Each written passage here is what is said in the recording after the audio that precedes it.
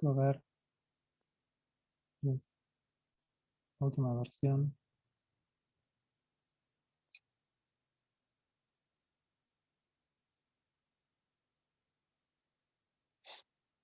Perdonen, pero actualicé la presentación respecto a la clase anterior, agregué algo, quería chequear. Bueno, arrancamos a repaso entonces. Lo primero que vamos a repasar es cómo determinar la incerteza absoluta de una magnitud medida en forma directa. Bien, algo que vienen haciendo habitualmente, pero no está mal hacer un repaso. Lo que vimos que es que una magnitud medida en forma directa siempre se expresa a través de un valor central más menos una incerteza. O sea que una magnitud nunca es un valor exacto, sino que tiene una incerteza asociada, lo cual define un intervalo. Cuando el dato que tenemos es un único dato, el valor central que podemos colocar en el intervalo es ese dato, y la única incerteza que tenemos, que podemos evaluar, es el error instrumental, que es el error asociado al instrumento. Este error instrumental, recuerden que puede ser para un instrumento digital la resolución reportada por el fabricante, o puede ser la mínima división de escala del instrumento que estamos usando. Y con respecto a, bueno, eso con respecto al error instrumental. Y en este caso, cuando tenemos una única medición, nuestra medición va a estar determinada como el valor medido más menos el error instrumental y la unidad correspondiente. Algo que se suele hacer es repetir un experimento n veces, o sea, se toma lo que se llama una muestra, ¿no? O sea, se repite un experimento n veces con la idea de hacer estadística, de manera tal de poder utilizar otro estimador como valor central del intervalo, y lo que vamos a usar para estimar el centro del intervalo es la media muestral o promedio, que es promediar todos los valores obtenidos. Y cuando incorporamos estadística al problema, nos aparece otro término en la incerteza, de manera tal que ahora la incerteza total es la raíz cuadrada del error estadístico al cuadrado más el error instrumental al cuadrado, donde el error instrumental sigue siendo el mismo de antes, el error asociado al instrumento, mientras que el error estadístico es el desvío estándar muestral sobre la raíz del número de datos. Recuerden que el desvío estándar muestral es un estimador de la dispersión de los datos. Y la raíz del número de datos es la raíz de la cantidad de datos que tomé. Cuando uno hace estadística, cuando uno repite muchas veces un experimento sospechando de que existe una variabilidad en los resultados que no puede ser explicada a través de la incerteza instrumental. ¿Está bien?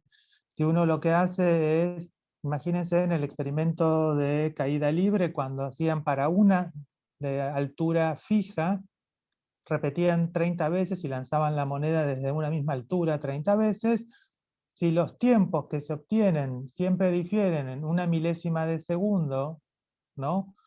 Eh, Eso es lo que predice, digamos, el error instrumental, de que el valor medido tiene una incerteza de más o menos una milésima de segundo, que era la resolución del cronómetro acústico. Ahora, si la dispersión de los datos es mucho mayor y no puede ser explicada, es necesario hacer estadística. ¿Está bien? Pero entonces, para hacer estadística tienen que repetirse las mismas condiciones. ¿Eh? Yo porque en el TP anterior había gente que de repente ¿se acuerdan cuando se medía la presión para distintos volúmenes a temperatura fija?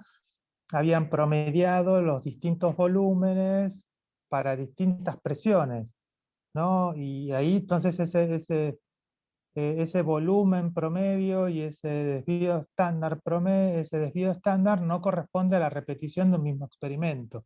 Si uno está cambiando una variable, es de esperar que todas las variables, o sea, si uno cambia la presión, va a cambiar el volumen, entonces uno no está repitiendo el experimento. Hacemos estadística cuando repetimos exactamente el mismo experimento y suponemos o sabemos, tenemos certeza de que existe una variabilidad que no puede ser explicada a través del error instrumental. ¿Qué características tienen el desvío estándar muestral y la media muestral? son que se estabilizan a medida que el número de datos tomados crecen. ¿Está bien? En general, para valores alrededor de 20, de 30 datos, la media y el desvío estándar se suelen estabilizar a menos de una pequeña perturbación alrededor de un valor medio, digamos, debido a la aparición de algún dato anómalo, pero no existe una tendencia de que la media o el desvío aumenten o disminuyan con el n, sino que se mantienen en un valor estable. El error instrumental es independiente del n porque es característico del instrumento que estamos usando y no de la cantidad de datos que estemos tomando.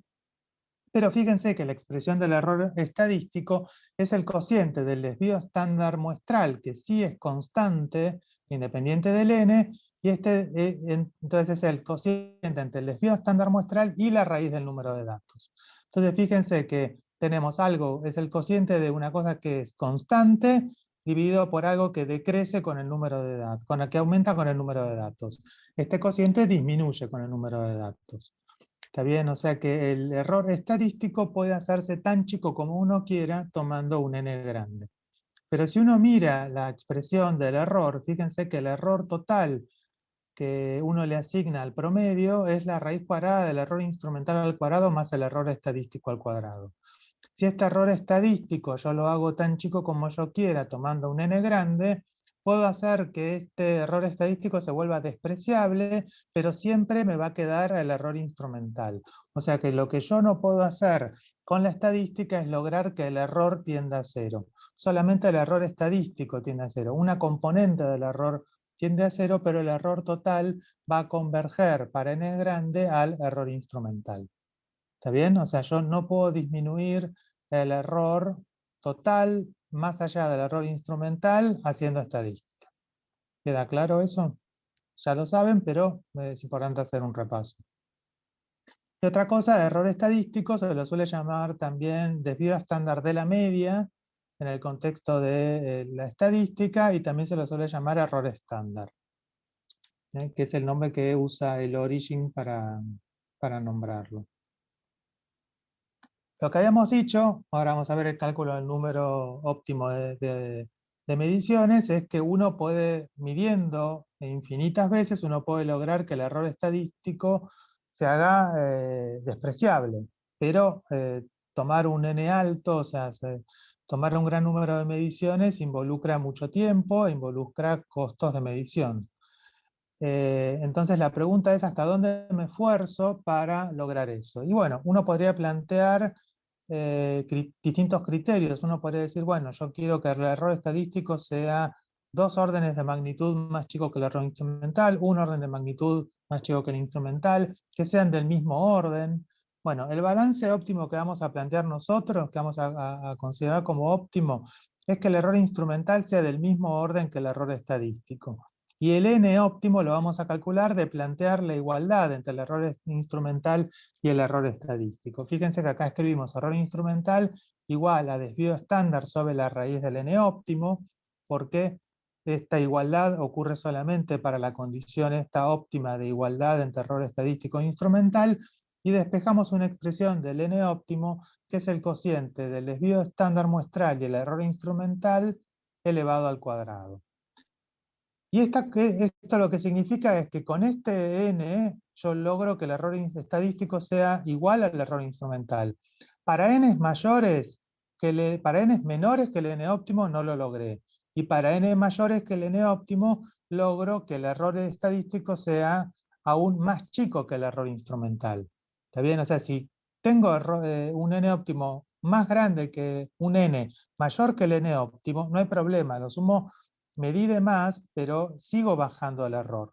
¿Está bien? A veces queda la idea de que el n es óptimo, que el n sea óptimo significa que si tomo n más grandes o n más chicos, el error crece. Y esto no es así. El error siempre va a decrecer a medida que el n aumente. ¿Está bien? O sea, en particular, lo que va a disminuir es la componente estadística del error, lo que es el error estadístico. Pero uno plantea una situación de optimización. Y esta situación óptima es esta, en la que el error instrumental es igual al error estadístico. ¿Está bien? ¿Cómo se hace? ¿Cómo se calcula el N óptimo? Lo que dijimos es que más o menos para 20 datos, 30 datos, el desvío estándar suele estabilizarse. Entonces uno lo que hace es, cuando va a hacer un experimento, uno sabe cuál es el error instrumental del equipo que está usando, toma alrededor de 20 mediciones, con esas 20 mediciones uno lo que hace es estimar el desvío estándar. Como uno sabe que el desvío estándar no va a cambiar mucho con el número de datos, hace el cociente del desvío estándar con el error instrumental, lo eleva al cuadrado y uno obtiene una idea del N óptimo. Si el N óptimo es mayor que 20, uno completa las mediciones que faltan hasta llegar al N óptimo, y si el N óptimo es menor que 20, bueno, con esas 20 mediciones uno ya alcanzó la condición y la superó. O sea, tiene errores estadísticos más chicos que el error instrumental. Lo que sigue es repasar un poquito cómo expresar un resultado. ¿Está bien? No vamos a entrar en cada uno de los detalles de cada que están acá. Esto, recuerden que hay un tutorial, hay un video en el cual explicamos con detalle cómo hacer, eh, cómo analizar las incertezas y cómo expresar correctamente una magnitud con su incerteza. Y además, en claro, en la clase introductoria subimos un ejercicio con sus resultados de magnitudes en las que están mal expresadas las incertezas y las magnitudes, y ahí pueden chequear si no se acuerdan cómo hacerlo, de volver a realizar ese ejercicio y constatar con los resultados a ver si lo hicieron bien. Pero la idea es, en general, que consideramos una cifra significativa en la incerteza, y una cifra significativa en la incerteza corresponde a que si me acerco por la incerteza por izquierda, espero solamente después de ceros un único número distinto de cero. O sea, si agarramos la fila superior, que tenemos 1,57 más menos 0,86 litros, si uno quiere expresar correctamente, lo primero que uno tiene que ver es la incerteza. Uno se acerca por izquierda, ve un 0, y después ve un 8 y ve un 6. Hay dos cifras significativas. Uno tiene que cortar en la primera cifra significativa, o sea, donde en la posición en la que está el 8. Uno podría decir, bueno, eso es 0,8, pero como 0,86 está más 0 de 0,9, más cerca de 0,9 que de 0,8, o sea, porque el número que le sigue al 8 es mayor o igual que 5, uno aproxima al entero que le sigue. O sea, en vez de ser 0,8, uno dice que es 0,9 litros. Entonces, ya que me queda definida la incerteza con una cifra significativa. Y luego lo que hago es expresar la magnitud con la misma cantidad de dígitos que tiene la incerteza. Fíjense que cuántos decimales tiene la incerteza, tiene un decimal, entonces expreso con un decimal también la magnitud. O sea, si tenemos 1,57, lo tengo que llevar a 1,5 o 1,6. Como el 5 va seguido de un 7, y el 7 es mayor o igual que 5, entonces uno aproxima el entero siguiente y me queda 1,6 más menos 0,9 litros. ¿Está bien? No vamos a entrar en cada uno de los detalles, porque, bueno, es solamente un repaso. Si ven que tienen algún tema más o menos flojo, pueden ir a cada uno de los tutoriales y a los videos que están subidos en el campus. ¿Está bien? Pero bueno, ya tenemos una idea de que siempre tenemos que expresar una magnitud como el valor central más una incerteza y acompañado de una unidad. Y la incerteza siempre expresada con una cifra significativa y la magnitud escrita acorde a cómo está escrita la incerteza. Ahora vamos a ver unas características de una función de Gauss. Una de las cosas que se podrían haber hecho con el experimento que acabamos de nombrar antes, que era cuando para una distancia fija dejábamos caer la moneda 30 veces para ver la variabilidad de los tiempos de caída para una distancia fija. Una de las cosas que uno puede haber hecho es hacer un histograma de esos tiempos de caída, porque el histograma es un gráfico bidimensional que me permite ver cómo se distribuyen los datos obtenidos del experimento. ¿Está bien? Y no sé si se acuerdan que el tipo de histogramas que esperamos obtener en en los experimentos de laboratorio que hicimos nosotros, o sea, hay muchos tipos de histogramas, pero nosotros lo que dijimos es que nosotros hacemos unos experimentos que tienen la característica de que uno espera un valor fijo que puede verse influenciado por la presencia de variables no controladas que pueden hacer que una medición sea ligeramente superior y otra medición sea ligeramente inferior, con igual probabilidad de tener mediciones por exceso o por defecto respecto al valor central. Y eso hace que los histogramas tengan forma acampanada, simétrica, y que cuando el n es grande nos permite tomar factores de clase o anchos de intervalo muy pequeños, y esas histogramas tienden a una función teórica que es lo que se llama función de Gauss o distribución de Gauss o distribución normal. Y esta distribución normal la habíamos caracterizado, dijimos que era una función simétrica, acampanada, centrada en la media, y que en particular para una función de Gauss, la media, la mediana y la moda coinciden. Recuerden que la media es el promedio de los datos, la mediana es el valor que deja 50% de cada lado, que es lo que habla de la simetría, ¿no? Y la moda, el valor más frecuente, fíjense que es el valor central también. Y otra de las características era cómo era la dispersión de una función de Gauss.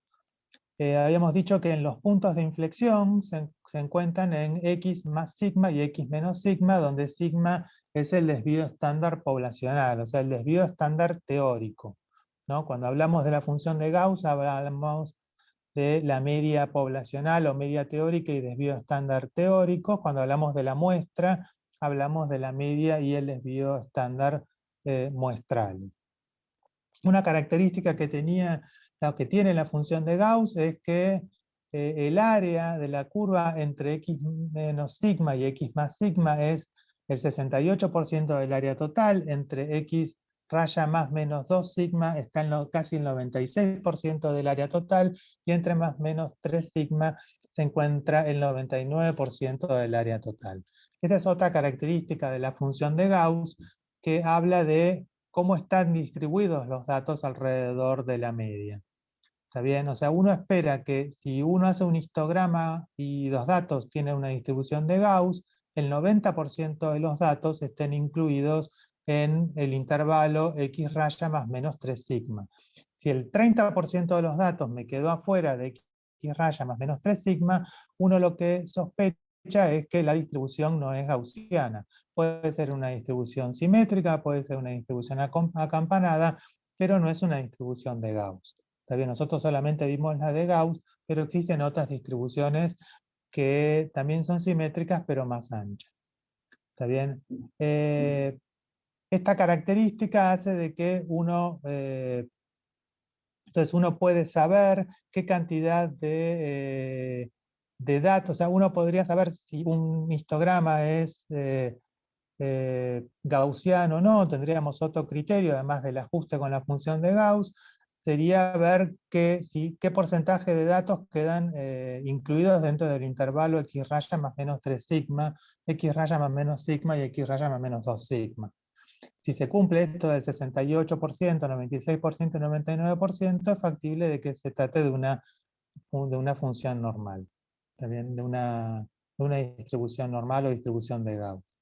Otra característica era que habíamos dicho que los puntos de inflexión se encuentran en x raya más sigma y x raya menos sigma. O sea que en los tiempos, si uno separa en los puntos de inflexión, la distancia entre un punto de inflexión al otro es 2 veces el desvío estándar. ¿Está bien? Esa sería una manera de caracterizar el desvío estándar en forma directa a partir de mirar un histograma. Pero para una función de Gauss como la que tenemos acá, es fácil ver cuáles son los puntos de inflexiones, donde cambia la curvatura, pero es difícil de verlo en un histograma, porque un histograma no es una función continua como esta. Lo que sí es más fácil en un histograma es mirar el ancho a mitad de altura. O sea, uno mira cuál es la altura del histograma, calcula la altura a la mitad y se fija el ancho a media altura. Y el ancho a media altura se caracteriza por valer 2,35 veces el desvío estándar para una distribución de Gauss. O sea que si uno tiene un histograma y que ya sabe que es una distribución gaussiana, que corresponde a una distribución gaussiana, uno puede estimar el desvío estándar a partir de medir el ancho a media altura. ¿Está bien? O sea, el ancho a media altura es 2,35 veces el desvío estándar. Y esto es más o menos las propiedades más importantes de la distribución de Gauss, que es la distribución que esperamos para los histogramas de los experimentos de laboratorio que nosotros realizamos. ¿Cómo estimamos la incerteza de una magnitud medida en forma indirecta? Bueno, esto ya lo hicieron muchas veces, igual lo vemos rápido. Supongamos que tenemos unas magnitudes X y Z que las medimos en forma directa y queremos medir una magnitud W, la cual no la podemos medir en forma directa, pero sí está vinculada con las anteriores a través de una cierta función.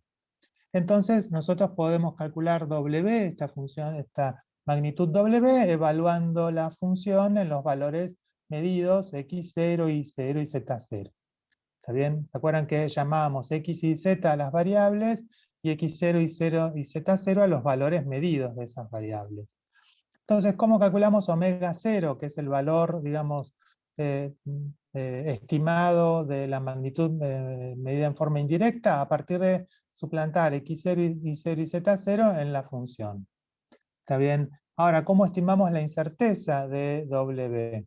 Ahí lo que tenemos que hacer es una propagación de incertezas y habíamos mostrado un resultado que era que delta W cuadrado es igual a la suma de es una suma de cuadrados, donde cada término es la derivada parcial de la función respecto de la variable, de una de las variables que tiene incerteza, evaluada en los valores medidos x0, y0 y z0 por la incerteza de la variable respecto de la cual estoy derivando. Y así voy sumando la contribución de cada variable. O sea, fíjense que acá tenemos la derivada de f respecto de x por delta x al cuadrado, más la derivada de f respecto de y por delta y al cuadrado, y así todas las variables que estén involucradas. Y recuerden que para la teoría de incertezas se considera variable a toda medición, a toda magnitud que tenga asociado una incerteza. Y acá era donde entraba el hecho de, ¿se acuerdan? Cuando en una ecuación aparece pi. O sea, si tenemos que t es igual a 2pi raíz de L sobre G, o sea, el periodo de un péndulo, y calculamos t a partir de L, y de G, por ejemplo, necesitamos G va a tener asociada una incerteza, L va a tener asociada una incerteza, queremos calcular el periodo, pi tiene asociada una incerteza. ¿Por qué pi tiene asociada una incerteza? Porque pi es un número irracional con infinitos dígitos. O sea, pi vale un valor exacto cuando se considera pi sin truncarlo, pero es imposible no truncarlo, siempre se trunca en algún lugar.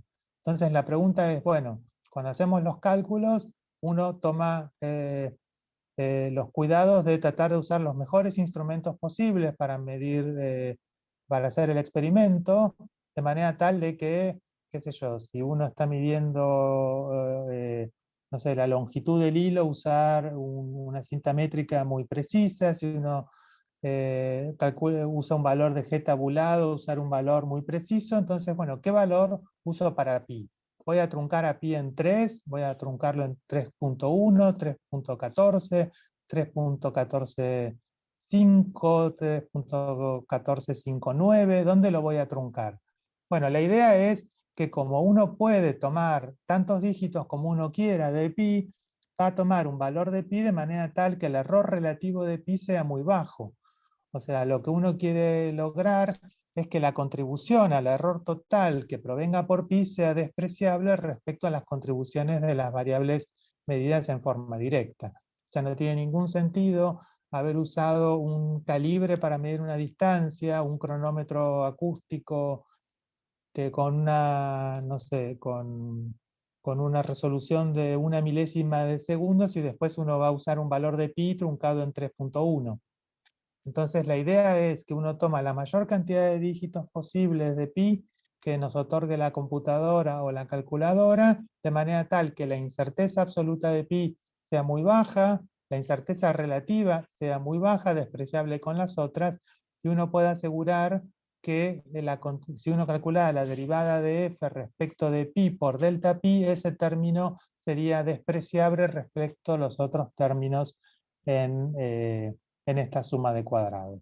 ¿Está bien? O sea, esa sería la verdadera justificación de por qué uno no deriva respecto de pi. No porque pi sea un valor exacto y delta pi valga 0, sino porque uno lo que hace es toma la suficiente cantidad de dígitos de pi de manera tal que el delta pi sea muy pequeño, que delta pi sobre pi, que es el error relativo, sea muy bajo, y que este término, la derivada de f respecto de pi por delta pi, tienda a 0 y no contribuya a esta propagación de incerteza.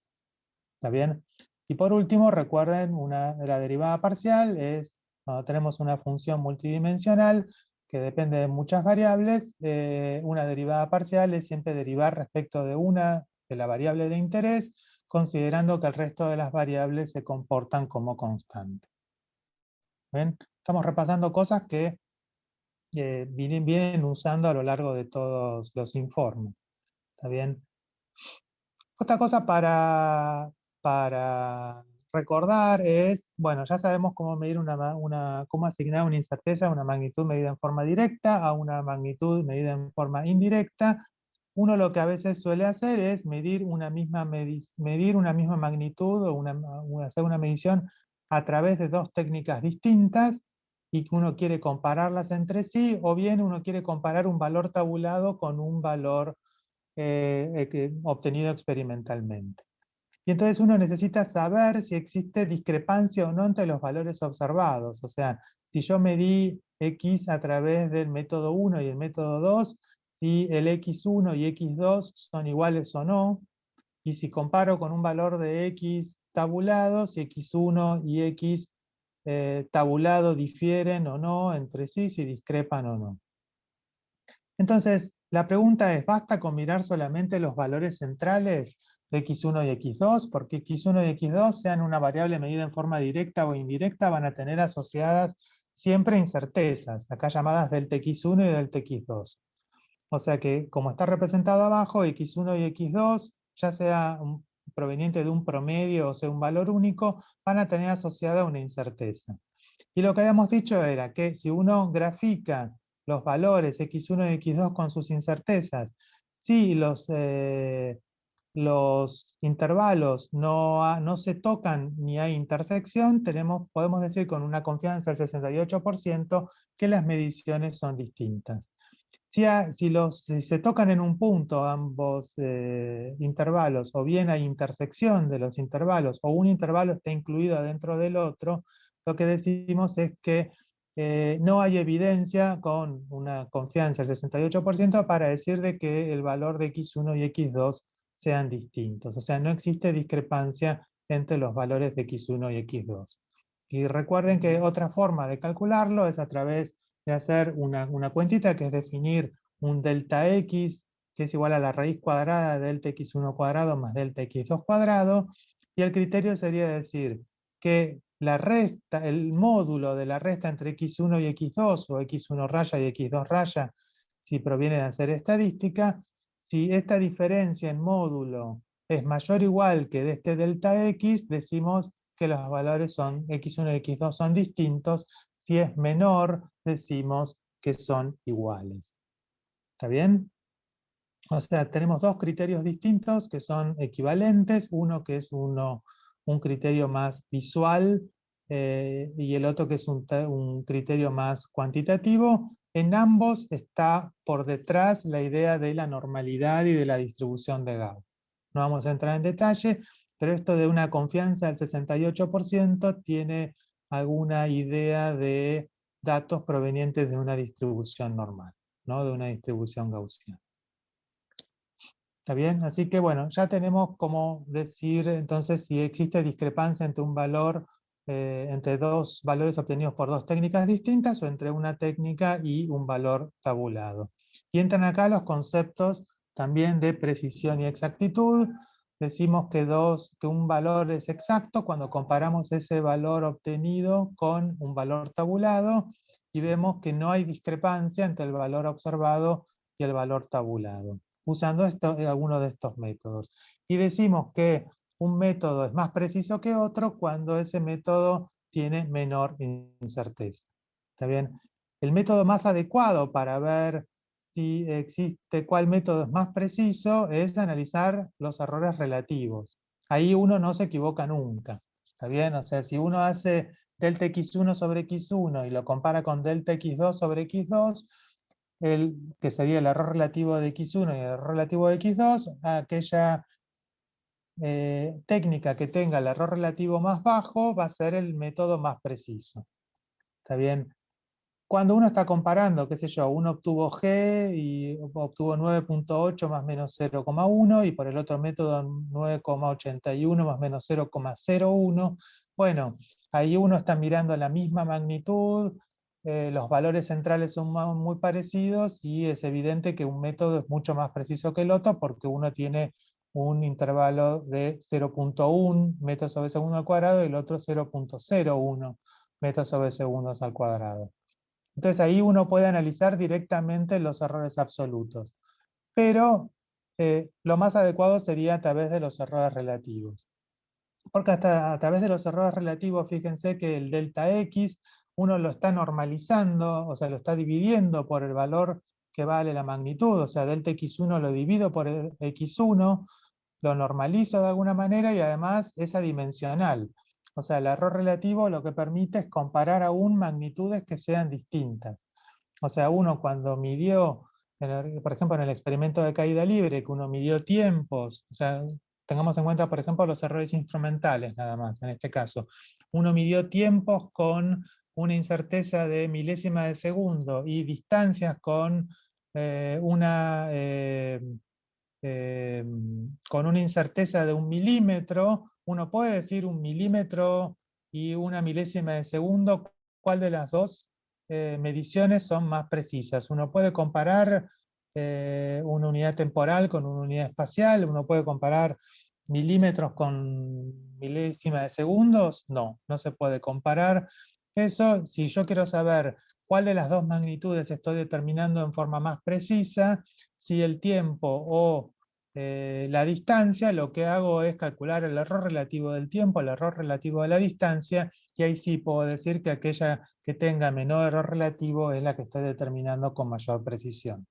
¿Está bien? O sea, usar el error relativo nunca falla. ¿Está bien? O sea que eso sería un buen criterio para elegirlo frente a comparar el error absoluto. Y por último, una cosa para repasar que vienen usando desde creo que desde el segundo TP y no dejamos de usar y va a ser una herramienta que van a seguir usando también en la próxima materia de física, es la regresión lineal por cuadrados mínimos ponderados con la idea de calcular algún parámetro de interés a partir de una pendiente o una ordenada al origen. Y lo que vamos a hacer es ver un ejemplo que es lo que vimos en clase, que es, imagínense un experimento en el que medimos el periodo de un péndulo para distintas longitudes de hilo y el objetivo es calcular G con su incerteza. Y sabemos que la dependencia funcional entre el periodo del péndulo y la longitud es una raíz cuadrada, o sea, t es igual a 2pi raíz cuadrada de L sobre G. Entonces, la pregunta es, bueno, yo conozco regresión lineal por cuadrados mínimos ponderados, necesito tener una relación lineal, y acá tengo una relación que es una raíz cuadrada. Entonces, ¿cómo hago para tener una relación lineal si yo sé que la variación de t con L es una raíz cuadrada? Bueno, tengo dos opciones. Una que es considerar no a como variable L, sino considerar como variable raíz de L. Entonces, t y raíz de L siguen una función lineal. Fíjense que t es igual a 2pi sobre raíz de G por raíz de L. Y otra opción sería elevo al cuadrado a la ecuación de ambos lados y me queda t cuadrado igual a 4pi cuadrado L sobre G. Acá, si considero como variable a t cuadrado y la otra variable L, también tengo una función lineal que es t cuadrado igual a 4pi cuadrado sobre G por L. ¿Está bien? O sea que fíjense que a partir de una función no lineal, a través de un truco de redefinir una variable, en el primer caso de elevar al cuadrado la ecuación, puedo llegar a dos funciones lineales. Ahora, cuando tengo una función lineal, imaginemos el caso superior, t en función de raíz de L, yo podría graficar t en función de raíz de L y la pendiente es 2pi sobre raíz de G, o puedo graficar raíz de L sobre versus t y, y me queda pendiente raíz de G sobre 2pi. Igual con el caso de t cuadrado. Fíjense, yo puedo graficar t cuadrado versus L o L versus t cuadrado. Y fíjense que la expresión de G y con la pendiente no es la misma. En un caso, por ejemplo, t cuadrado versus raíz de L, la 4pi cuadrado sobre G es igual a la pendiente. Mientras que si hago L versus t cuadrado, G sobre 4pi cuadrado es igual a la pendiente. O sea que la expresión que yo tengo que usar para calcular G va a tener que ser la correcta en función de qué magnitud estoy graficando versus qué magnitud. Lo que yo sé es que si t versus raíz de L es lineal, raíz de L versus t también es lineal. Si t cuadrado versus L es lineal, L versus t cuadrado es lineal. Entonces, ¿cuál es el criterio para elegir qué variable coloco en el eje Y? Es la que hablamos siempre, que es la de colocar aquella variable con mayor error relativo en el eje Y, porque es una de las hipótesis de cuadrados mínimos ponderados. O sea que la variable X en X tiene un error despreciable respecto a la variable en Y. Y eso entonces lo que nos lleva es a colocar la variable con mayor error relativo en el eje Y. O sea, ese es el criterio para elegir qué variable va en el eje Y. No es buen criterio hacer t versus raíz de L y raíz de L versus t, calcular G en ambos casos y comparar con el G tabulado y ver cuál es el mejor valor de G. Porque no importa de nada que me dé un G mejor si no cumplí con las hipótesis que está requiriendo el modelo que estamos usando. Y además no siempre tenemos un valor con que comparar. Acá porque estamos calculando G, que es un valor que es conocido, pero el día de mañana cuando hagan un experimento para calcular algo nuevo no van a tener una referencia respecto con la cual calcular. Lo que sí van a tener que verificar es que las hipótesis del método que estén utilizando de análisis se cumplan. Y en este caso la hipótesis es que la variable con mayor error relativo esté en el eje Y.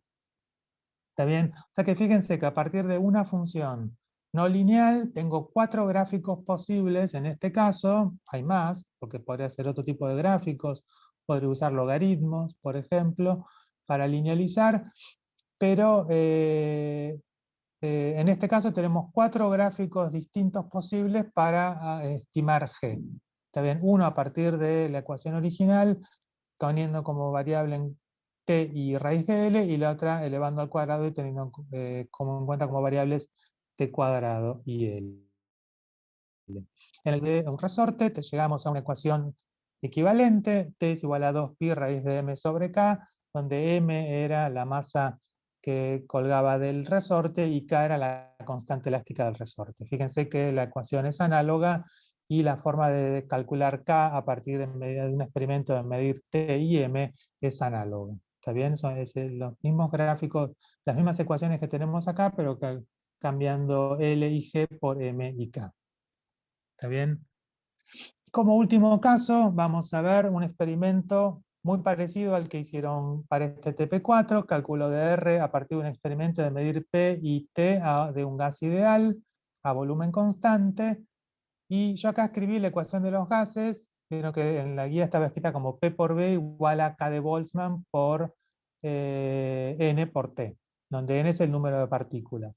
Yo acá lo que hice fue multiplicar y dividir por el número de Avogadro y le escribí como P igual a nRT dividido el volumen por el número de Avogadro. De manera tal de que me quede R, porque mi objetivo es calcular la constante de los gases en este experimento. Fíjense que acá yo ya tengo una relación lineal entre la presión y la temperatura, que son las magnitudes a medir. No tengo que buscar una forma de linealización. Ya tengo una función lineal. Fíjense que la pendiente, cuando grafico P versus T, es NR sobre B por el número de Avogadro, y cuando grafico T versus P, me queda lo inverso, que es volumen por el número de Avogadro igual sobre el número de partículas por R. Entonces fíjense que en el primer caso, cuando grafico P en el eje Y y T en el eje X, tengo una pendiente que llamo B1. Cuando grafico T en el eje Y y P en el eje X, tengo una pendiente B2. Y fíjense que la expresión Si despejo R de ambas expresiones, fíjense que la funcionalidad de R con la pendiente es distinta. En un caso R es proporcional a la pendiente y en otro caso es inversamente proporcional a la pendiente. O sea, ¿qué quiero decir con esto? Hay que tener mucho cuidado de decir, bueno, a ver, mido presión en función del tiempo. Entonces digo, de antemano voy a graficar presión en función del tiempo, calculo la pendiente y sé que R es B por NA, número de Avogadro, por la pendiente sobre N. Le pongo las incertezas y me doy cuenta que en verdad tiene mayor incerteza relativa la temperatura, entonces invierto los ejes. Si invierto los ejes, tengo que calcular de nuevo cuál es la expresión de la pendiente y despejar el valor de R en función de la expresión de la pendiente. ¿Está bien? O sea, si yo invierto los ejes, me cambia la forma de la ecuación y tengo que recalcular la expresión de la pendiente. ¿Está bien? O sea, fíjense acá también, tenemos una única función que ya es lineal, por lo cual no necesitamos linealizar, y tenemos dos posibles gráficos, P versus T y T versus P, con sus respectivas expresiones de la pendiente en función de R y cómo se despeja R a partir de cada una de ellas. Y bueno, acá si queremos calcular la incerteza de R, tendremos que calcular la derivada respecto del volumen, respecto de la pendiente y respecto del número de partículas. El número de Avogadro, como vimos, está desde la última definición de las constantes, distintas constantes universales, vieron que el número de Avogadro, al igual que la constante de Boltzmann, se consideran como números exactos. O sea, en este caso sí, la incerteza es 0. O sea, no es que uno está tomando el número de Avogadro con muchos dígitos hasta donde uno quiere y lo hace tan chico como uno quiera, no, sino que se definió que el número de Avogadro es un cierto número exacto y punto. ¿Está bien? No sé si tienen alguna duda de lo que vimos acá. Voy a dejar de compartir. Por supuesto que este repaso no incluye todos los temas, ni tampoco es tan exhaustivo. Fíjense que en 50 minutos, 45 minutos, vimos una gran cantidad de temas y no se pueden ver con la misma profundidad que se vio a lo largo de todo el cuatrimestre, porque todos estos temas los vimos a lo largo de todo el cuatrimestre. Bien, una cosita que me olvidé de decir era que cuando hablamos de error instrumental, teníamos error instrumental proveniente que podía venir de un instrumento digital, de un instrumento analógico, y teníamos un caso particular que fue el error del tiempo cuando proviene de una digitalización. ¿Se acuerdan cuando usábamos el tracker? Que el tracker de un video que era continuo tomaba una cierta cantidad de muestras por segundo, y eso me introducía un error en los tiempos. Y si esas muestras por segundo me definen una frecuencia de muestreo, una frecuencia de sampleo, el error de los tiempos es la inversa de la frecuencia de muestreo. ¿Está bien? Porque es algo que me olvidé de repasar acá un poquito, pero bueno, más o menos como para tener un pantallazo general de las cosas a tener en cuenta. ¿Está bien? Cómo determinar en forma directa una incerteza de una magnitud en forma directa, de una magnitud medida en forma indirecta, concepto de precisión y exactitud, discrepancia entre resultados eh, tabulados y experimentales o experimentales entre sí, como algunos conceptos respecto a histograma y distribución de Gauss, medida de centralidad, la media, el desvío estándar como medida de dispersión, un poquito de regresión lineal, o sea, la utilidad de la regresión lineal para calcular eh, cosas de interés, magnitudes de interés a partir de pendientes ordenadas. ¿Está bien? No sé si tienen dudas, si no, no sé, Jorge, ¿vas a hacer lo mismo del otro turno? Y sí, supongo. Este, y repasemos un poquito. En el otro turno preguntaron por ajuste no lineal, entonces dijimos, bueno, hagamos un ajuste de algo gaussiano. Así que comparto pantalla. Acá. De la explicación de recién, ¿quedó alguna duda antes de empezar? ¿Nada? Bueno, si no, cualquier cosa, cuando terminamos con esto, vemos. Bueno, entonces va para acordarnos porque podríamos tener algo de que tengan que resolver en Origin o en Site Davis. Entonces, por ejemplo, hagamos un histograma. Entonces, un histograma era bien fácil en Origin. Simplemente selecciona la columna que no sea X y quiero hacer un gráfico, un plot. Entonces buscar estadística, histograma, y ahí aparece un histograma. Están los tutoriales como para ajustar y ver cómo elegir número de campana, número de columnas, el ancho óptimo del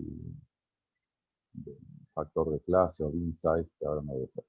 Lo que sí quería hacer es, bueno, supongamos que sobre esto quiero ajustar hacer el ajuste de una gaussiana. Entonces, si voy a análisis, veo fitting, non-linear curve fit, open dialog, ahí no me deja porque cuando hacen mi histograma, entonces lo que tenemos que hacer en el Origin es ir a la tabla de datos, ir a estadística descriptiva, frequency counts. Yo voy a usar el último que usé, pero de última abren el de Open Dialog para elegir bien qué es lo que quieren. Y entonces les devuelve a otra hoja donde están los centros del bin o centros del factor de clase. Y acá en esta columna acá es cuántas veces encontró valores que estuvieran dentro de ese bin size. Entonces solo puedo graficar. Yo ahora, en vez de, como dicen los tutoriales, lo escriben con puntos, yo lo voy a hacer con barritas ahora, para verlo de otra manera. Y entonces ahora sí, sobre este gráfico puedo hacer el ajuste,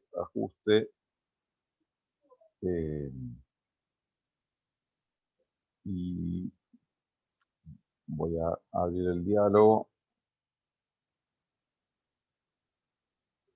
Ahí está. Entonces busco, en este caso, una función estadística.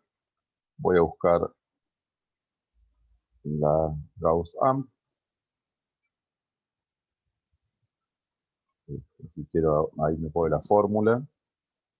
Y entonces acá podían fijar los parámetros, ¿no? Si querían fijar, podían elegir un parámetro que fuera fijo, por ejemplo, pedirle a que el I0 fuera 0. Entonces,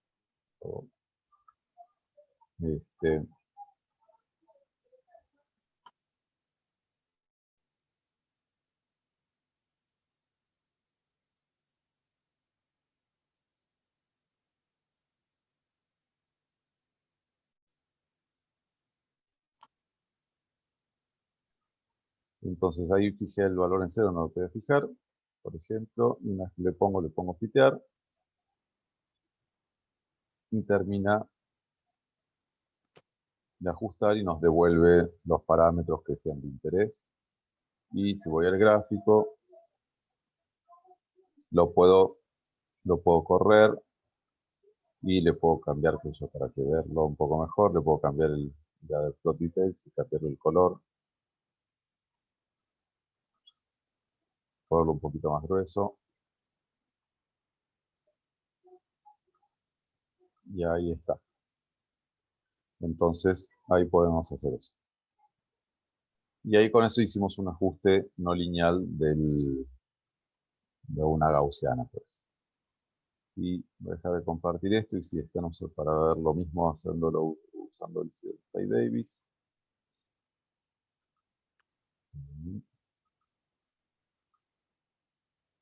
Site Davis acá. Ahora sí. Entonces, si esto lo tengo, quiero hacer un gráfico, voy a gráfico, voy a estadísticos, histograma, y me hace un histograma. Y hay que hacer un cambio acá en los ejes. Voy a poner acá, el botón derecho, no, ahí me salió, escala, y en este caso yo sé que eso va desde -3, hasta 3, estoy con el 3. Voy a ponerlo un poco más.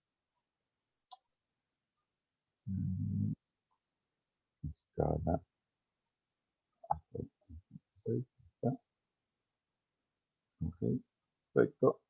Y en este caso es más fácil, en el Site Davis directamente pueden hacer un ajuste Acá entonces digo ajuste rápido, ajuste gaussiano, y ahí me hace un ajuste, si quieren. No, ahora no le cambio de color, pero vemos la pantalla. Fíjense, entonces ahí por ejemplo, el valor medio que sería esto es lo que nos devuelve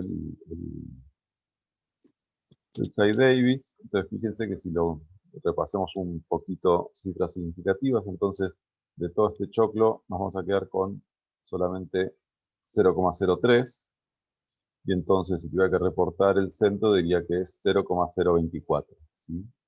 Porque me quedo siempre a una cifra significativa en la incerteza. Entonces ahí rápidamente repasamos cómo hacer un histograma, por ejemplo, en Origin y en Side-Davis, y cómo hacer un ajuste de una gaussiana.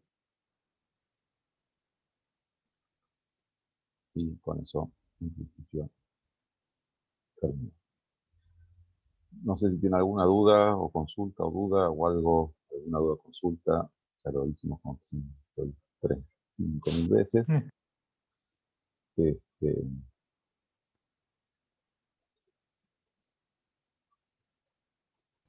A mí me quedó una duda sobre si los ejercicios van a ser teóricos o prácticos, porque en general todo lo que hicimos fue con Origin. O sea, me confundí la parte que dijiste que por ahí algo vamos a usar Origin. ok, claro. Un ejercicio podría ser, por ejemplo, dos alumnos midieron la aceleración de la gravedad y a uno le dio 9,8 más menos 0,1 y el otro, este es súper fácil, ¿no? Pero la idea de un ejercicio.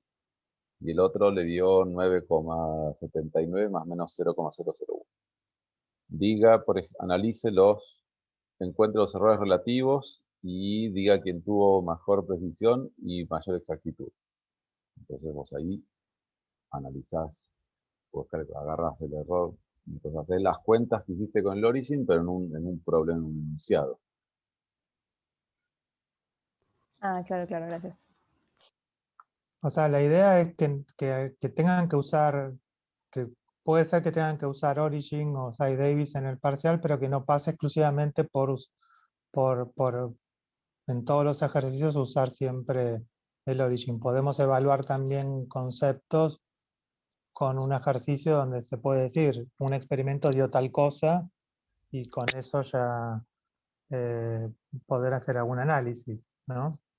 Propagar errores, analizar discrepancias, eso uno puede decir, como dijeron, como dijo Jorge, un estudiante midió tal cosa, existe discrepancia entre valor tabulado y valor eh, medido, están bien expresados los valores, o sea, hay formas de evaluar sin necesidad de tener que recurrir al Origin. Pero alguna cosa de Origin va a haber también, ¿no? O de Side-Davis.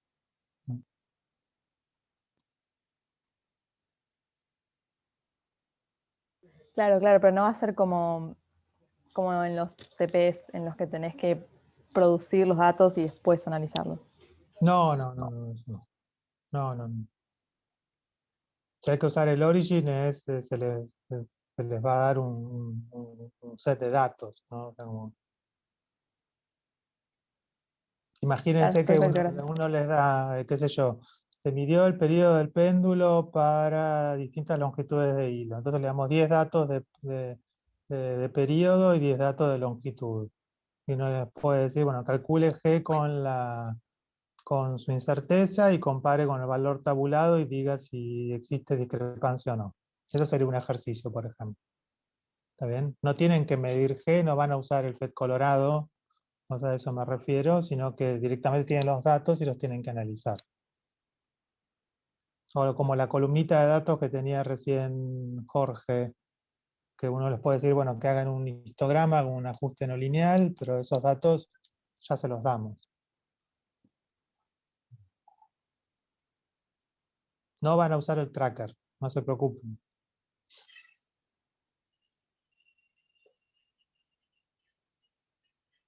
Porque eso preguntaron en el turno anterior.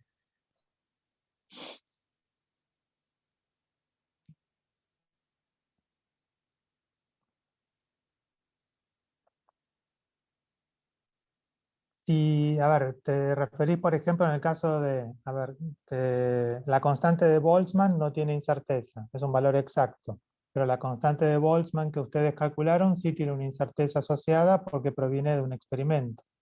Entonces, si lo hacen a través de la superposición de intervalos, lo que van a tener es un dato tiene un intervalo y el otro dato no tiene intervalo. Entonces, que sean iguales significa que la constante de Boltzmann tabulada esté contenida en el intervalo de la constante de Boltzmann que calcularon ustedes. Ese sería el método, digamos, más visual. El método a través de hacer la discrepancia, cuando calculen el delta x total igual a la raíz cuadrada del delta x1 cuadrado más delta x2 cuadrado, si delta x2 cuadrado es la incerteza del valor tabulado, este delta x2 cuadrado va a ser 0, y entonces la incerteza que van a tener total va a ser exclusivamente la incerteza del valor medido por ustedes. O sea, pueden seguir calculando la discrepancia con el mismo criterio de siempre, con la única diferencia que uno tiene, es un valor exacto. ¿Está bien? Hubo otra pregunta en el medio, me parece. Claro, es lo que dice Mariel, sí. Situaciones similares a lo de los TP, lo que queremos hacer es evaluar lo aprendido en el análisis de datos, ¿no? Tampoco nos vamos a meter con cosas físicas nuevas, o sea, eso lo dejamos para la clase de problemas, ¿no? Sino la idea de que lo que vamos a evaluar es el análisis de datos que aprendimos a lo largo de todo el cuatrimestre.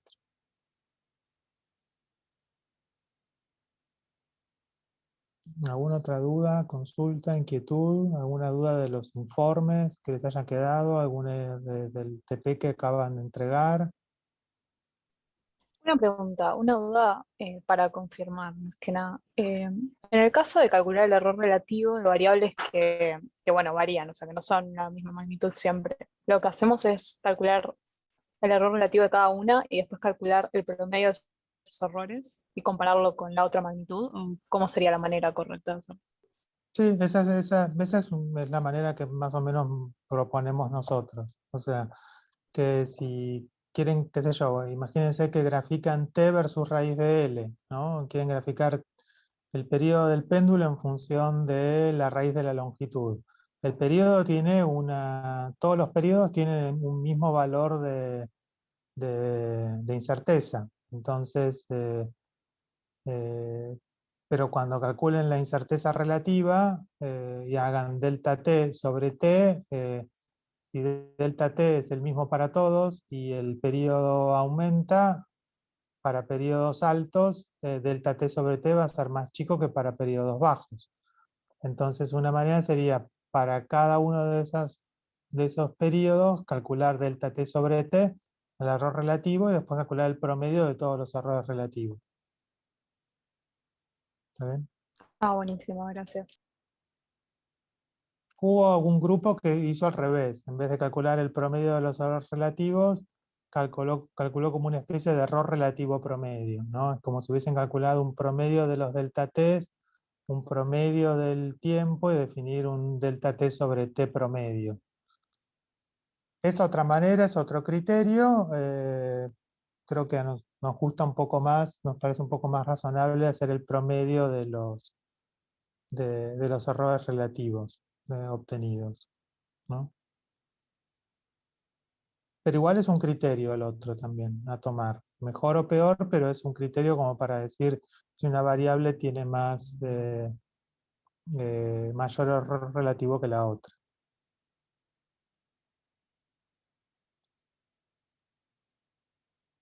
¿Más dudas? ¿Alguna duda de corrección, de informes, o de algo que les haya quedado, alguna duda de lo que entregaron hoy? Eso lo vamos a ir corrigiendo durante la semana y lo entregaremos cuando lo tengamos, ¿eh? Total, no entra el tema eh, de leyes de escala en el parcial. Sí, lo que puede entrar es el uso del logaritmo como forma de linealización. También es algo que no no se aprendió en, en el TP4, sino que ya viene del TP3. Recuerden de cuando se grafica los máximos o los mínimos de las amplitudes en el oscilatorio amortiguado, una manera de linealizarlo era aplicando logaritmo.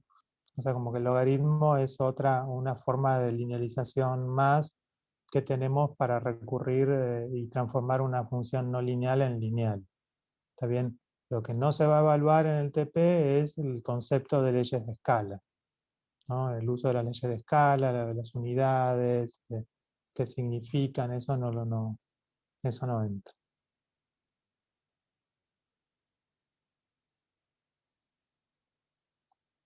Bueno, no sé, si seguimos grabando, ¿no?